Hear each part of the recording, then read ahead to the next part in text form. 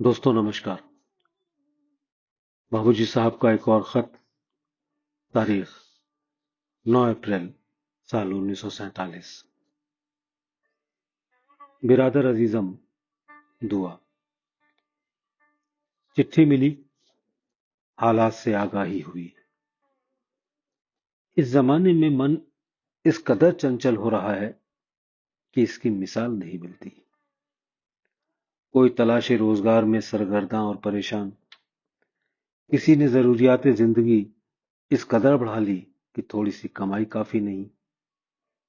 मालदारों की ही मिसाल ले लीजिए। ईश्वर ने सब कुछ दिया, फिर भी चैन नहीं। फिक्र ये है कि इससे ज्यादा बढ़े। अच्छा, ये भी ना सही, फिर क्या फिक्र है? वो ये कि जिन असबाब से उसके जर व माल की तरक्की हुई है वो कायम रहे और उसकी देखभाल में मसरूफ रहता है, बल्कि गलता हुआ पेचा माने सर से पैर तक उसी में डूबा हुआ। सच पूछो तो चैन उसको भी नहीं।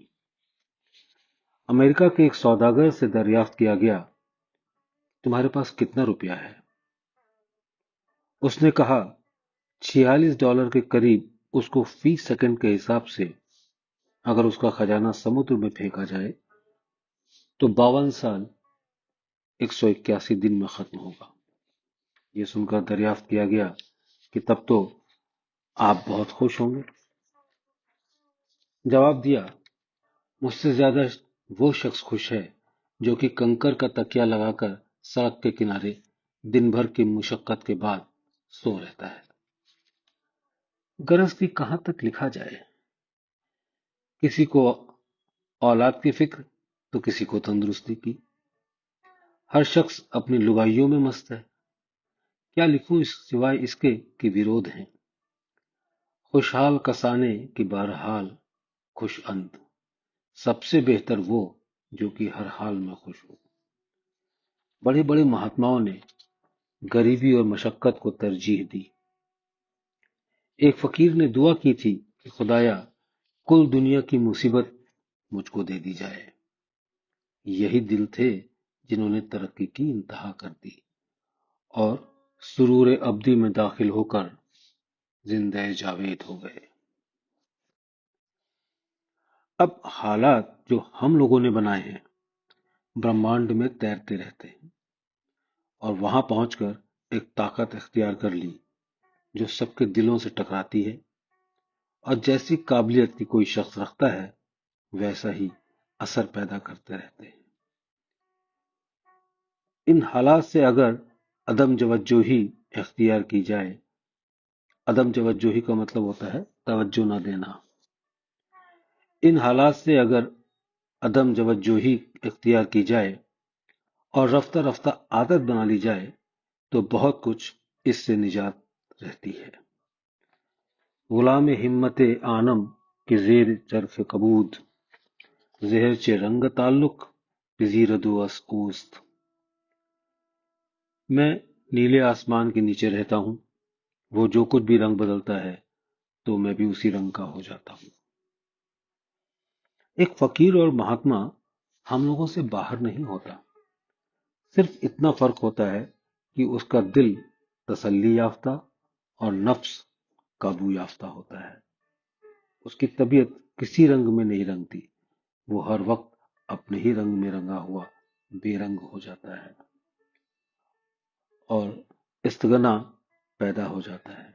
इस्तगना कहते हैं बेनियाजी, नॉन शैलेंट, जिसकी वजह से हर वक्त चैन और सुकून रहता है। यह बात क्यों कर नसीब होती है? इसका जवाब मुख्तसर ये है कि उसको अपनी बेचैनी और तड़प से ही फुर्सत नहीं होती। मैं इस हालत में एक अरसे तक रहा हूं। क्या लुत्फ था, मेरा दिल जानता है। बेचैनी और लुत्फ, ये क्या मुतजाद तहरीर है। मुतजाद मीन्स अपोजिट। बेचैनी और लुत्फ, ये क्या मुतजाद तहरीर है। समझें, ईश्वर करे ये बेचैनी व तड़प जो इश्क की जान है सबको नसीब हो।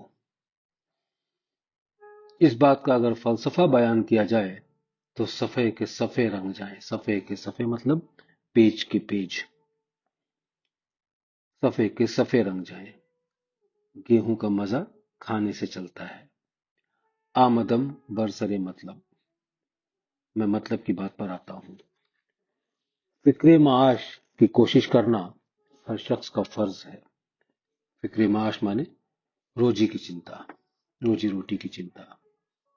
फिक्रे माश की कोशिश करना हर शख्स का फर्ज है, और अगर सब्र का दामन हाथ से छूट जाए तो दुआ करने में भी हर्ज नहीं।